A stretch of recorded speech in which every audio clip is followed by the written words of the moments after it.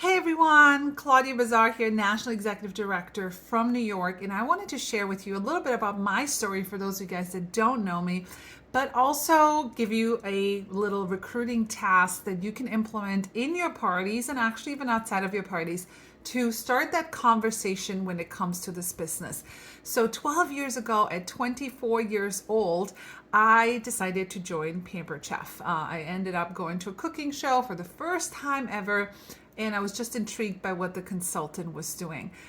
But here's the story. The consultant was actually very well trained, and she basically followed the system. And at checkout, she said, "Hey, have you ever thought about doing something like Pampered Chef?" And I was like, "Oh, maybe. I don't know." So she said, "Okay, how about I connect you with my upline since I'm still fairly new, and we set up a three-way call, and we can give you some more information." So we picked a date and time, and she followed up, right? And we had a three-way call. And long story short, I definitely could have been a person that could have been prejudged because I had just moved from the Germany to the U.S. I was just new to the country, so I didn't know anyone.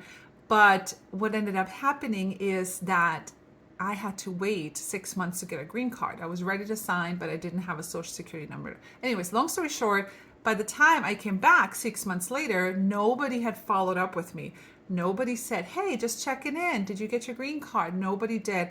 I reached back out to the consultant 6 months later, and she would not respond. I couldn't find her. So luckily, I remembered that the other recruiter in that conversation, and I reached out to her, right? So follow up is key. But anyways, I floundered around the first couple of years of my business. My goal was to make $500 a month, nothing crazy. I always wanted to work full time. I was always a worker. I loved to work.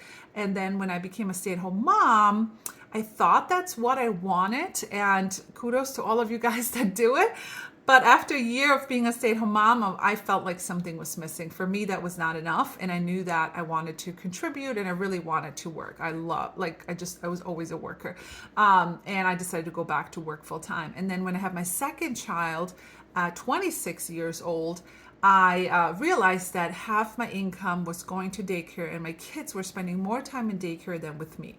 So it's like, there's got to be a happy medium, right? There's got to be something where I can be the mom I want to be, but I also get to spend time with my children more than they get to spend time at daycare. So I decided to ramp up my Pampered Chef business and just do two cooking shows a week were replacing my full-time income minus daycare. It was amazing. Plus, as a mom, it got me out there. So it was awesome. And then, I was kind of floundering around at that for a couple of years. I was pretty happy with that. And then I attended a training. And somebody asked me, "Why not you and why not now? What are you waiting for? Why are you not going all in with your business? Why are you not promoting every single year? Why are you not building an empire?" And I was like, I don't know, because it's not me, right? But then I was like, why not me? Why can't I do that? And back when I started doing that, I was one of the youngest to promote in this business. And it was different. It wasn't very common. So sometimes, you got to ask yourself that question, why not you and why not now? If you want this Pampered Chef business to work, then work it. Learn as much as you can. Become a little bit better every single day, right? Work like you would work for someone else, but more, but better, but harder, but faster, right? Because if you're giving someone else 40 hours a week for the same income every single month, why can't you put half of that effort into yourself, right? So over the last couple of years, we've been able to move to where we wanted to move, not because where a job moved us to. So we were able to pick our location because of Pampered Chef. I was able to retire my husband from the military, and he did not have to go get another job. So he's able to work on his business now. And that actually allows my children, as crazy as it sounds, and I always have to remind them how lucky they are and that it is not normal to have both parents home. They are so spoiled by having both parents home. I see it in the summer now. All these other kids are at camp or they're at their aunt's house or grandma's watching them.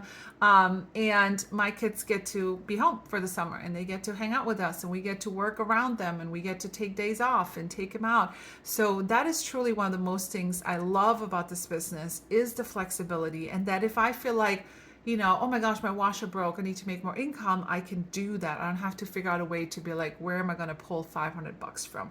So I just wanted to inspire you a little bit with my story, but also to remind you that you're never too old to be great. You're never too young to get started. You're never too young to take this business serious, because you have a life to live. And just because that's who I am, a stay-at-home mom, right? I always say we only have so many summers with our kids, so why not spend it with them?